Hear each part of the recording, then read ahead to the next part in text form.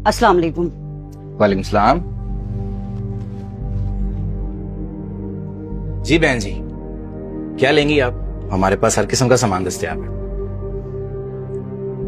भाई साहब, मैं कुछ खरीदने नहीं बल्कि ये डिनर सेट बेचने आई हूँ। क्या आप इसे खरीदेंगे?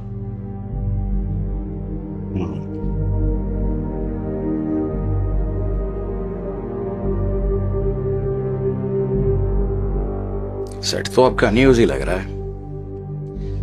कितने पैसे लेंगी आप? भाई साहब, मैंने तो सारा बाजार घूम लिया है। कोई भी मुझे इसका 8,000 से ज्यादा देने को तैयार ही नहीं है, जबकि ये मेरे शोहर बैरून मुल्क से लाए थे।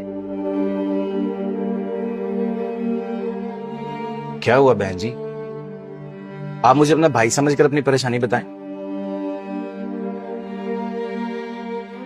कुछ नहीं भाई साहब। देखिए बहन, अगर आप चाहें तो मुझे अपनी परेशानी बता सकती हैं। ऐसा क्या हुआ कि आपकी आंखों में आंसू आ गए? आप बैठे, रिलैक्स हो, बताएं मुझे।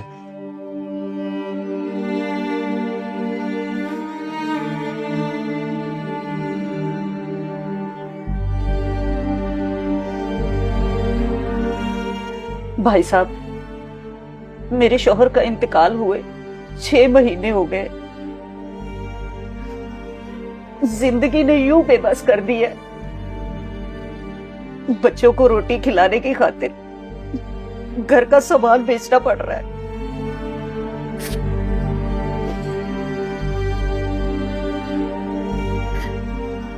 बच्चे रोजे रख रहे हैं और हमारे घर ना तो आटा है और ना कोई और खाने का राशन।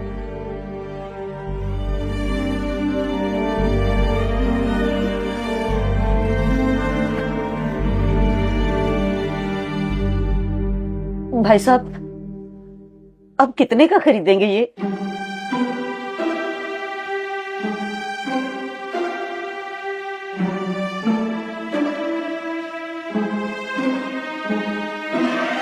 सेट तो आपका इंपोर्टेड ही है। ये पाकिस्तानी कम से कम 90,000 रुपए का तो है, लेकिन मैं आपको इसका सिर्फ 80,000 ही दे सकता हूं। क्या? आप मजाक तो नहीं कर रहे ना? आप सच में ये 80,000 का खरीदेंगे? अरे बहन जी, मैंने आपसे मजाक क्यों करना है? मैं आपको इसका 80,000 ही दे रहा हूं। ताहिर,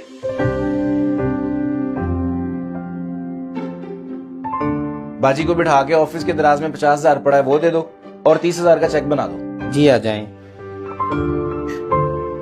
अल्लाह तुम्हारा भला करे। ए अल्लाह के नेक फरिश्ते, तुम पे लाखों करोड़ों नेमतों का नज़ूल हो।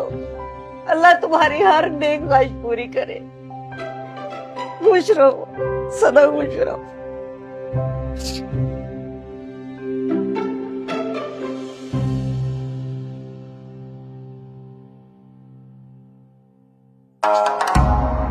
अहमद मीर, लगता है तुम्हें कारोबार करना नहीं है। ये लो क्वालिटी का डिनर सेट ये ज्यादा से ज्यादा 5,000 नहीं 10,000 का होगा, तुमने 80,000 में खरीद लिया। आबद मियां, मैंने उस औरत को इस डिनर सेट के पैसे नहीं दिए, बल्कि उसके बच्चों के लिए आटे और राशन के पैसे दिए। मैंने इस रमजान तक के लिए उसके बच्चों के सहर और इफ्तार का बंदोबस्त कर दिया है, और इतनी कीमत इस वजह से दी है कि उस बेचारी को दोबारा घर का सामान बेचना ना पड़े। समझे? वो चेकबुक नहीं मिल रही अहमद भाई। अच्छा चलो, मैं आता हूं, देखता हूं खुद, और मैं लड़के को भी उसके पीछे भेजूंगा ताकि उसका घर का पता करे और इंशाल्लाह उसके घर खाने पीने की चीजें बेचता रहूंगा। आप बैठे, मैं आया।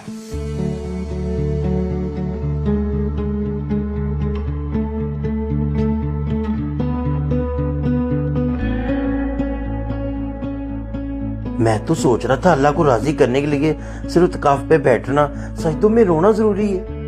मैं तो अल्लाह को कहीं और ही ढूंढ रहा था।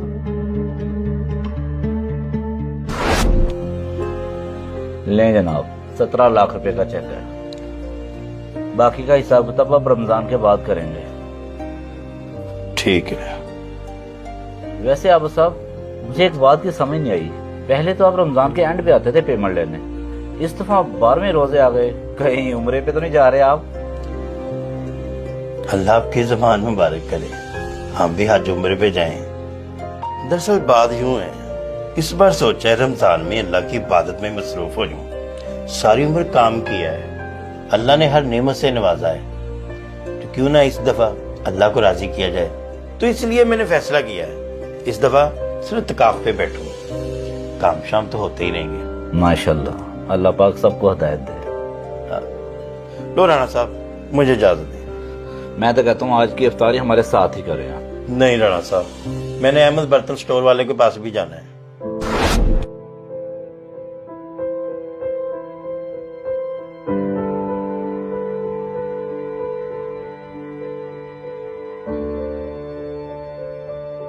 जनाब खैरियत है ना?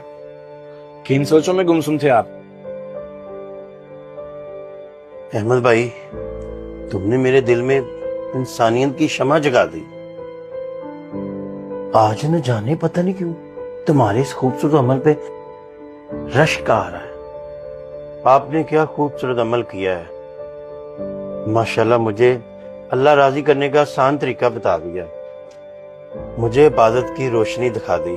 मैं तस्वीरपोश लोगों तक अब चीजें भेजूंगा ताकि उनका रमजान अच्छे तरीके से गुजर जाए। लो भाई, मैं चलता हूँ। इतनी भी क्या जल्दी है, हमारे साथ इफ्तार करके जाए। नहीं, अब से मेरी इफ्तारी सिर्फ सफेदपोश लोगों के साथ होगी। मैंने अल्लाह को राजी करना है भाई।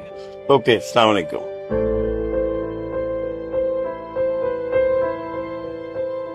अल्लाह फरमाता है, सिर्फ चिल्ला कशी से, सजदों में रोने से, एतकाफ बैठने से मेरी ज़ियारत का शर्फ हासिल नहीं होगा, बल्कि साथ साथ मेरी मखलूक की खिदमत करो, घिरे हुओं को उठाओ, सफेद पोश लोगों और गरीबों की मदद करो, तब वो खुद चलकर तुम्हारे पास आएगा।